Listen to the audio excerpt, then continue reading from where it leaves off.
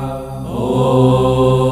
श्रीं ह्रीं ऐं क्लीं कृष्णाय गोविन्दाय गोपीजनवल्लभाय पराय परमपुरुषाय परमात्मने परकर्म मंत्र यंत्र तंत्रौषधास्त्रशस्त्राणि संहर संहर मृत्योर्मोचय मोचय आयुर्वर्धय वर्धय क्षिप्रारोग्यं च कुरु कुरु सर्वकार्यसिद्धिं कुरु कुरु।